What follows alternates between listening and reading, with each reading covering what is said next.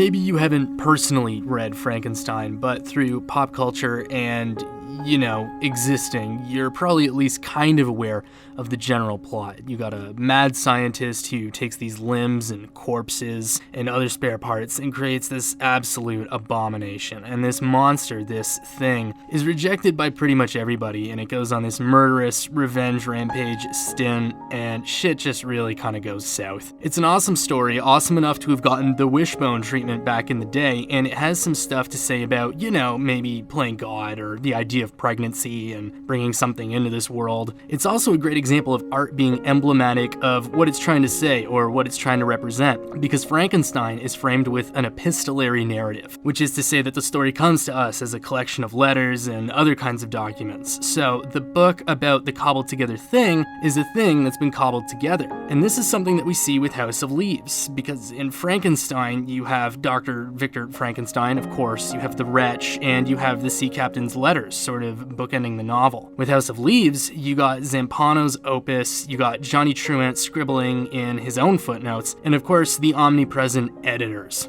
Mary Shelley even gets explicitly mentioned at the beginning of chapter 2. In passing, Johnny mentions Joel Peter Witkin in his introduction, an artist who frequently works with corpses and limbs, and this is something that the book does constantly. It's always corroborating itself by weaving this intertextual web of relativity, of information, and it allows us as readers to take these limbs and appendages and stitch them together, and we create our own wretch, our own nightmare that is constantly referenced throughout the book. The chief nightmare, of course, being the paradoxical architecture of the house, this dark labyrinth that just seems to go on forever, a very physical representation of that endlessness, that darkness, that unknowing. The idea that this place where you live, where you eat, where you sleep, where you walk around naked, your outpost of comfort is home to this fucked up abyss. In The Poetics of Space, Gaston Bachelard writes about the primitive quality of taking refuge. Every corner in a house, every angle in a room, every inch of secluded space in which we like to hide or withdraw into ourselves is a symbol of solitude for the imagination. But of course, to talk about Bachelard is to talk about Heidegger, that technology comes to presence in the realm where revealing and unconcealment take place, where aletheia, truth, happens.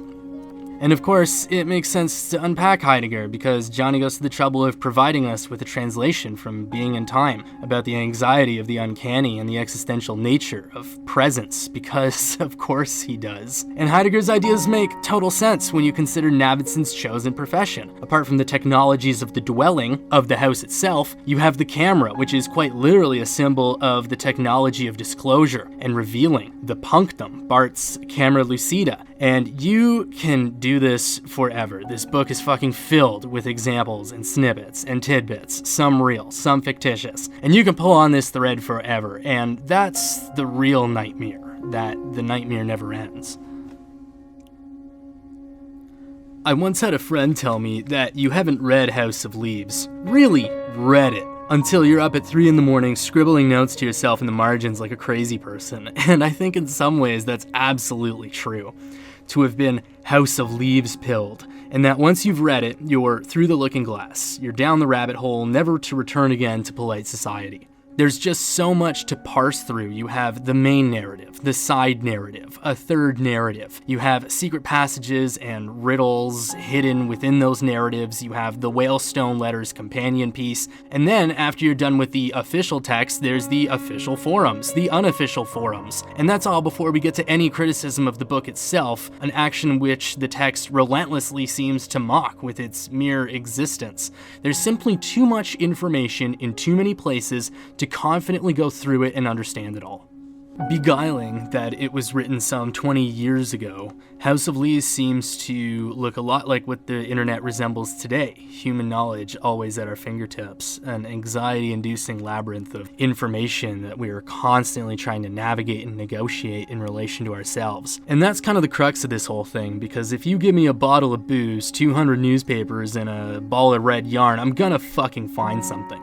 It's the process of discovery that breeds all sorts of wacky conspiracy theories. The idea that when there's an abundance of dots, you're bound to trace out some kind of pattern, whether it has any basis in reality or not. And moreover, because of this abundance of corroborating information, it becomes increasingly difficult to point out plot holes or fallacies of argumentation. No content, only context, and no one will ever have to be wrong ever again. The information atrocity, the ubiquity of data, we're manipulated by it, suffocated by it, subjected to its trending topics. It makes us wait 2 hours in line for cheesecake and panic buy toilet paper, fear of missing out, fear of unknowing, of the uncanny. Paul Virilio regards fear as an environment, something administered, the acceleration of reality brought on by the speed of communication. But where does that leave us? To get engulfed by information's oblivion? Virilio quotes the writing of Gunther Anders from The Outdatedness of Human Beings. The power of an ideology is not only measured by the answers it can provide, but by the questions that it is able to suppress.